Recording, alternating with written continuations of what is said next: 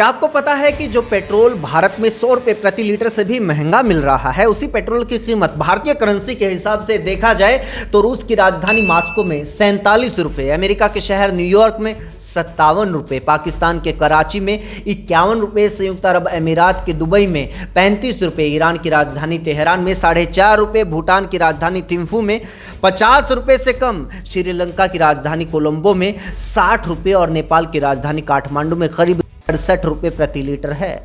ये बात तो आपको पता ही होगी कि हमारे देश में पेट्रोल डीजल की कीमतों पर सरकार का कोई नियंत्रण नहीं है, और सच बात यह है कि इनके ऊपर नियंत्रण तेल कंपनियों का भी नहीं है।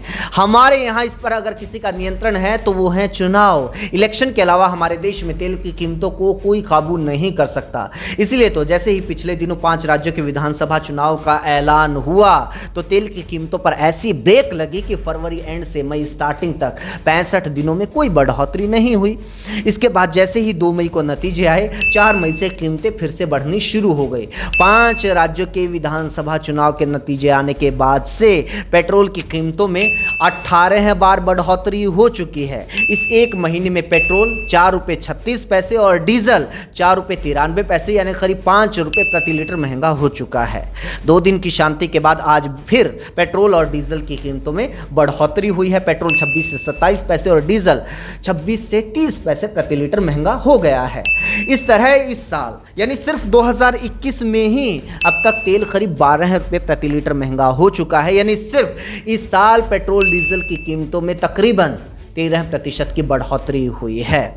आज पेट्रोल डीजल प्राइसेस ने देश की आर्थिक राजधानी मुंबई, मध्य प्रदेश के भोपाल और राजस्थान के श्री गंगानगर में पेट्रोल की कीमतों ने शतक जड़ दिया है। राजस्थान और मध्य प्रदेश के कुछ शहरों में ये 105 रुपये प्रति लीटर तक पहुंच गया है।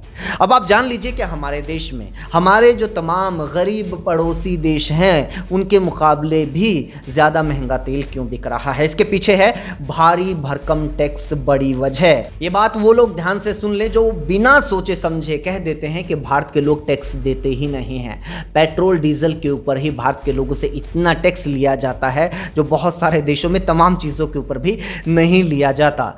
पेट्रोलियम मंत्री धर्मेंद्र प्रधान ने खुद बताया कि पिछले 7 साल में जो घरेलू गैस सिलेंडर है उसकी कीमत दोगुनी होकर 819 रुपये प्रति सिलेंडर पर पहुंच चुकी है, जबकि पेट्रोल डीजल के ऊपर जो टैक्स कलेक्शन है वो 459% यानी 4 गुना ज़्यादा बढ़ चुकी है। धर्मेंद्र प्रधान ने ये बात लोकसभा में एक सवाल का जवाब देते हुए लिखित में कही।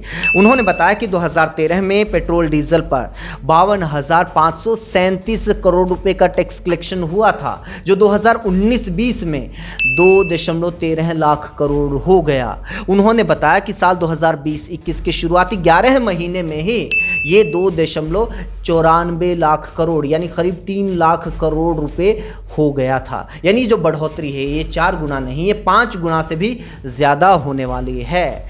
मोदी सरकार डीजल के ऊपर लोगों से करीब 32 रुपये प्रति लीटर और पेट्रोल के ऊपर 33 रुपये प्रति लीटर टैक्स वसूलती है।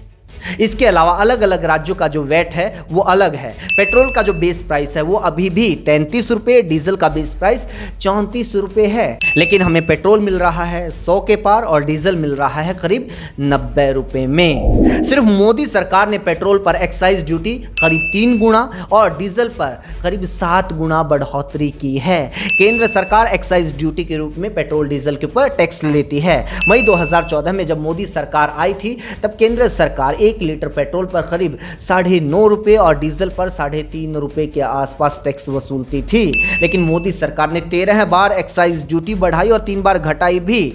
इस वक्त 1 लीटर पेट्रोल पर 32.90 रुपये यानी करीब 33 रुपये और डीजल पर 31.80 यानी 32 रुपये एक्साइज ड्यूटी केंद्र सरकार वसूलती है। तो ये जानकारी आप लोगों को कैसी लगी, वीडियो कैसी लगी, आप हमें कमेंट करके ज़रूर बताइए। इसे और लोगों तक पहुंचाने के लिए इसको शेयर कीजिए। आप हमारे यूट्यूब चैनल आपका रिपोर्टर को सब्सक्राइब कर दीजिए, साथ में जो बेल आइकॉन बना हुआ है उसको भी क्लिक कर दीजिए।